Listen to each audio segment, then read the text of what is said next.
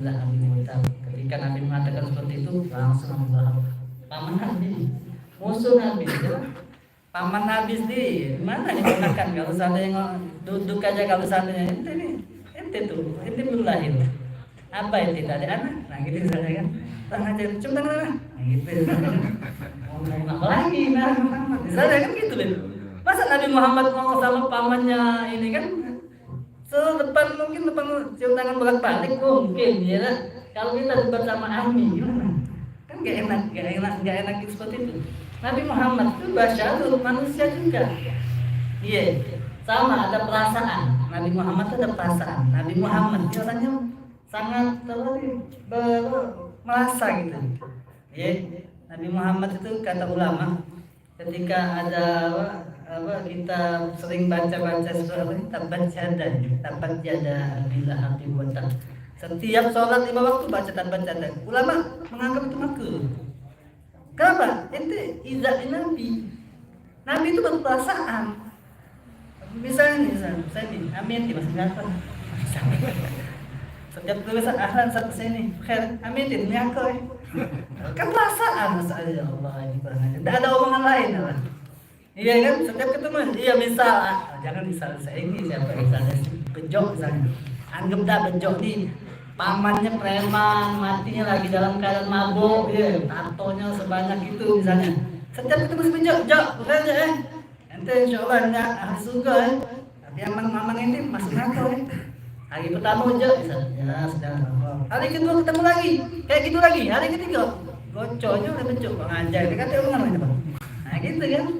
Sama dapat ini kemudian setiap sholat tabat jadalah. Saya sholat tabat jadalah kata ulama. Ini kata ulama. Jawab maistahsan. Orang membaca surat tabat jadalah. Karena apa? Nabi punya perasaan. Nabi itu sama seperti kita punya perasaan sebagaimana manusia yang lain. Jadi Nabi Muhammad itu orangnya itu kalau kita kiaskan pada diri kita sama seperti itu. Jadi ketika beliau turun ayat tabat jada Abi Lahab wa tab, bukannya Nabi itu merasa, Nabi juga sedih gitu ya, sebenarnya sedih karena itu yang terjadi kepada paman beliau sendiri, yaitu paman baginda Nabi Muhammad SAW. Kalau seandainya Nabi pengen bisa memberi petunjuk pada orang tersebut, mungkin Nabi pengen, tapi ya tadi sudah turun ayat apa? Kenapa? Kita kala tahdi man ahbabta walakin Allah yahdi. Saya sudah ketetapan Allah Subhanahu wa taala. Kalau kepengen iya, Nabi kepengen.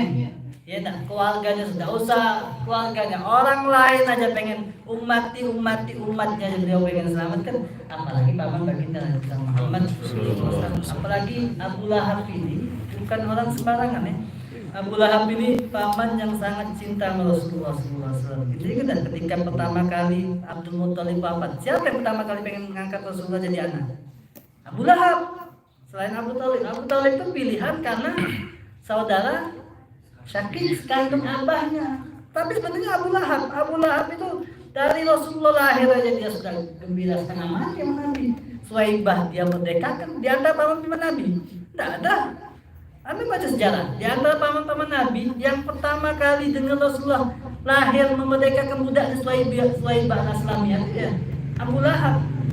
Sejarah boleh baca sejarah, ada misalnya Abbas, misalnya apa siapa nih teman Nabi yang lain, Abu Thalib, Hamzah, nggak ada.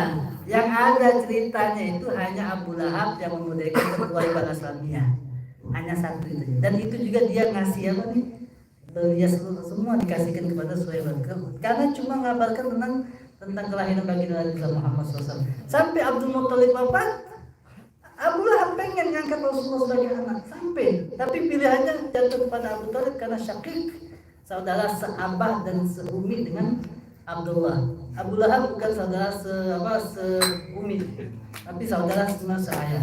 Itu ya, jadi orang yang dicintai Nabi Muhammad SAW, termasuk Ummul Jamil, istrinya Abu Lahab. Tapi sudah takdirnya Allah Subhanahu wa taala, mau dibilang apa lagi? Ya, pilihan Allah Subhanahu wa taala ketika orang itu kemudian bagaimanapun juga kalau sudah mengikuti takdir Allah Subhanahu wa taala, tidak ada jalan lain, kita hanya berserah diri pada Allah Subhanahu wa taala.